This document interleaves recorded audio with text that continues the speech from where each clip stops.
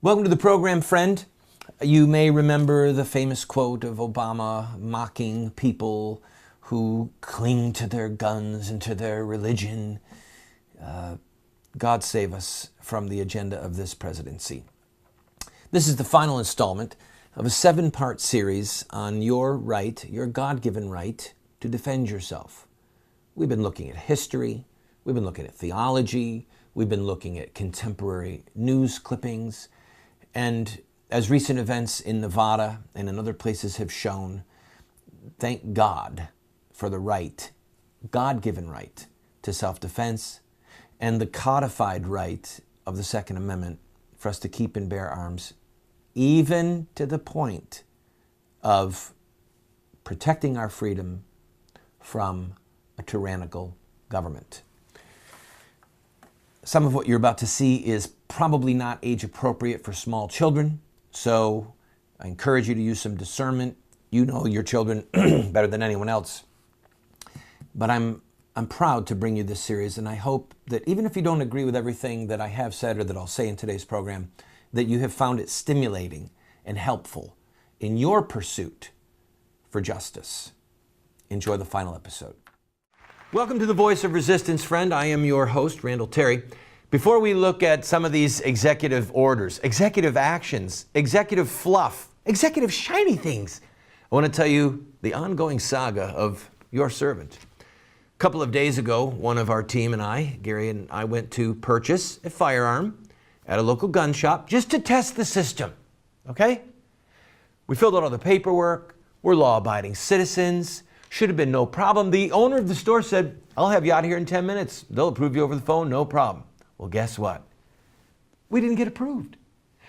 2 days later, just before we filmed this, by the way, the gun owner, the owner of the store calls and says, Mr. Boyclair was approved 20 minutes ago. I said, well, that's great. And then he kind of lowered his voice and said, but 10 minutes ago, the FBI called and said they wanted to know where you live. I live right here, guys.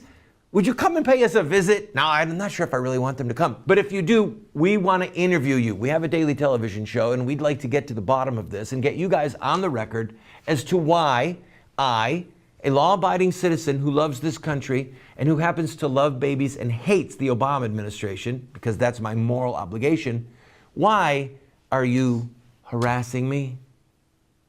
Is this what a free country is all about? We'll keep you updated on this, friend. But all we know is the FBI called and wants to know where I live. All right. The president issued, we're not sure, executive actions? I mean, think about this. In his little photo op with all the kids where he looked like Saddam Hussein using children as his human shield, he issues an executive action. And I quote, number 11, nominate an ATF director. That's your job, Mr. President. You have to have fanfare to say, yeah, we need to fill in the position right now because all we've got is an acting director? Does the president have pomp and circumstance when he says, nominate new White House butler? Just do your job, Mr. President. So what happened was it went from 19 executive orders where there was talk about a universal background check, where there was talk about him banning certain clip sizes. He gave us all this fluff, 23 instead of 19. Now the White House is calling them executive actions instead of executive orders. But do you know what? As of this filming, no one has seen the actual words.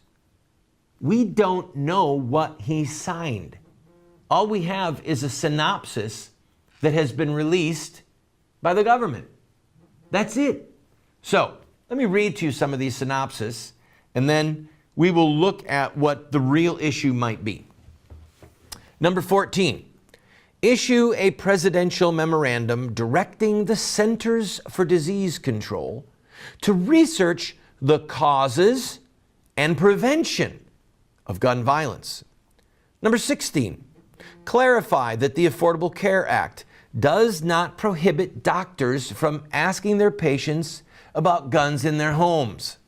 We'll talk more about that one. Number 17, release a letter to healthcare providers clarifying that no federal law prohibits them from reporting threats of violence to law enforcement authorities. Number 23, launch a national dialogue led by Secretaries Sebelius and Duncan on mental health. When we come back from this break, I'm going to discuss with you what these mental health issues might be all about. Remember, with 23 executive actions, there's a lot of fluff there. There's shiny things there that are meant to distract us. We have to try and find which one or two of these, or which theme that is here, is actually what Obama is after. I'll also give you some of my reasons why I think that the president backed down.